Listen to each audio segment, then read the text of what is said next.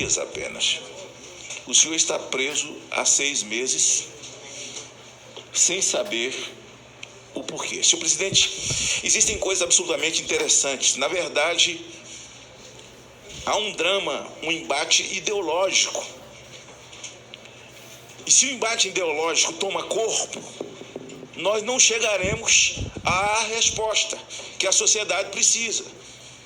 Mas esse embate ideológico, ele existe, porque essa CPMI, ela foi pedida e assinada por nós. E quem não a assinou, a tomou. E entendo essa maioria por causa da sua ideologia, que construíram a narrativa desde lá de trás, por exemplo. Eles querem trazer um enredo até chegar ao autor intelectual, Jair Messias Bolsonaro. Aqui me bate uma tristeza muito grande, deputado, senador Joyce Seife, porque Bolsonaro combinou isso com todo mundo, que ele ia viajar, na hora que tudo acontecesse, a irmã Hilda ia assumir, mas nem eu fiquei sabendo disso, pô. Não fiquei sabendo, o cara não falou com ninguém. Mas essa narrativa ideológica, por exemplo, quando o Lula foi preso, acampamento nunca foi crime. Curitiba tinha um acampamento. E na visita me lembro do deputado Lidberg, quando ele foi lá com o Requião, com tantos outros, e deviam ir mesmo. Porque você, quando acredita numa pessoa, anda com uma pessoa, você é leal na vida e na morte, nada de crime nisso.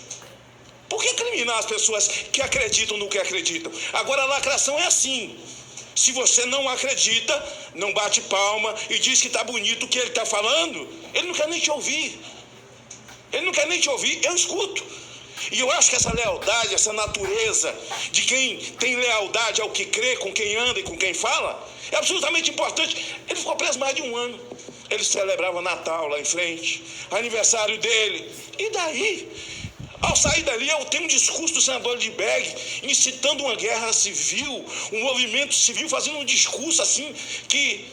Putz, se o Supremo tivesse que prender alguém por causa de ataque à Suprema Corte, eu estou com um discurso aqui, pude usar meu tempo para ler. Eu tenho um discurso aqui, eu até ia ler como se fosse meu, no final eu ia dizer que é de quem? Do senador Randolph. Falando da Suprema, de atacar a Suprema Corte, quando você se refere a um ministro, já atacou a Suprema Corte.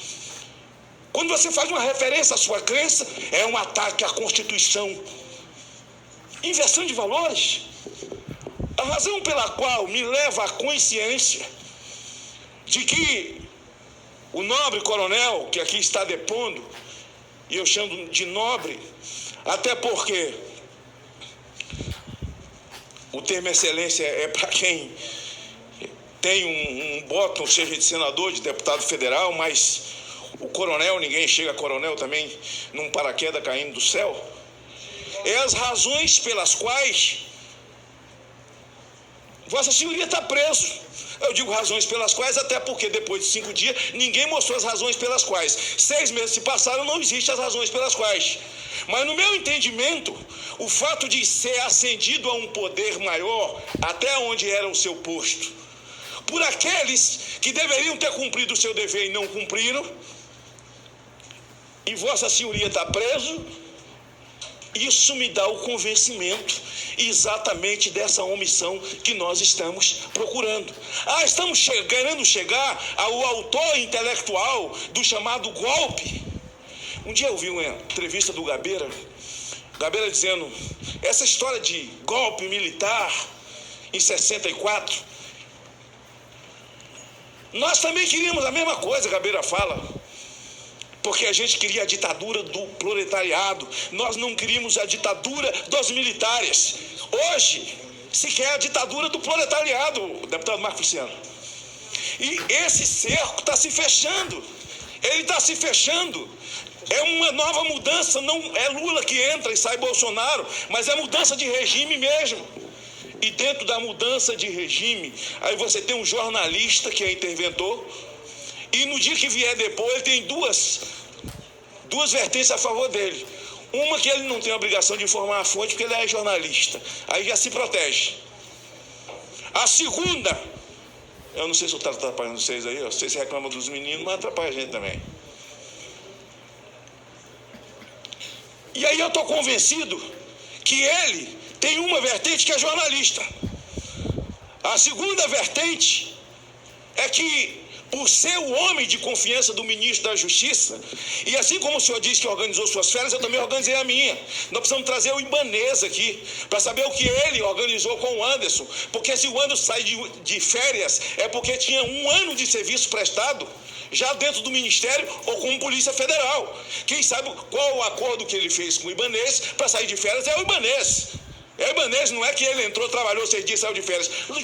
De longe, essa ilação é muito fraca, ela é até deprimente, ela é frágil demais. Ninguém precisa ter argumento ou capacidade de entrar na mente dos outros para destruir uma narrativa tão fútil, tão pequena e tão desnecessária.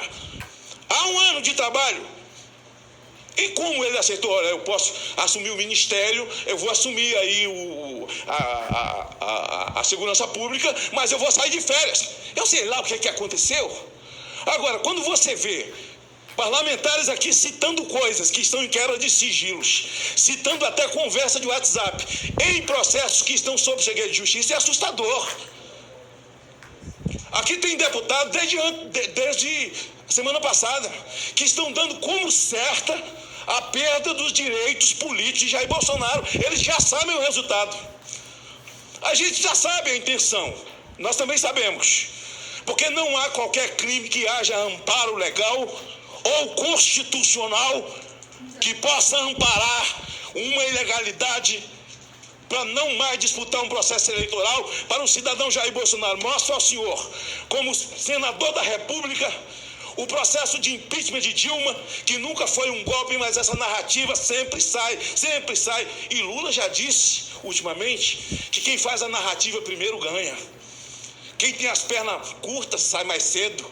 Quem chega na frente bebe água limpa. Seria mais ou menos uma coisa assim: faça uma boa narrativa e sai na frente, que você ganha. Isso é narrativa. Todo mundo sabe que houve um processo. Todo mundo sabe que a lei de responsabilidade fiscal é para ser cumprida e foi quebrada. Mas aqui dentro desta casa, na hora de votar o impeachment, por conta de quebra de crime de responsabilidade fiscal, o ministro Lewandowski pegou a página da Constituição que diz que é inelegível quem é impeachmentado e rasgou. Dentro dessa casa que até hoje não se dá o respeito. Essa casa não se dá o respeito. O povo que cobra do Supremo precisa começar a cobrar de Pacheco. Essa casa recebeu hoje mais um ditador esquerdista com um tapete. Eu repudio no meu próprio nome, porque sou senador da República.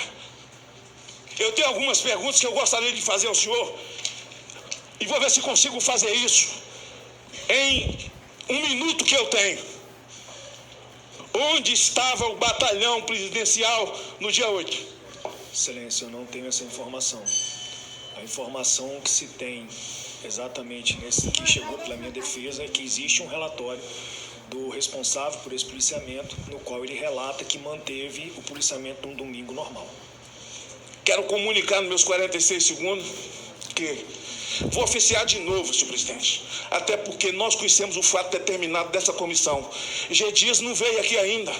O jornalista também não veio aqui, interventor, porque eles estão protegidos e o senhor está desprotegido. É prova muito cabal e muito contundente de que é necessário que os ouça, ou nós não vamos responder à sociedade. Vai ficar de fato na narrativa, mas nós temos que pedir que abra todos os sigilos de todos os inquéritos do dia 8. Temos que insistir nisso toda a sessão para poder dar claridade a um processo onde nós temos centenas de mulheres, centenas de homens presos após 81 dias. E o doutor Zanin, que agora se tornou ministro, foi quem mais peticionou contra os 81 dias, quando alguém era preso pela Lava Jato. E é triste ver gente aqui que se elegeu com o discurso da Lava Jato, usando o nome do Moro, do Dallagnol, usando o Lava Jato para ganhar mandato, e hoje nós vemos sentados aqui, cuspindo no prato que comeu e criminalizando quem nenhum crime cometeu.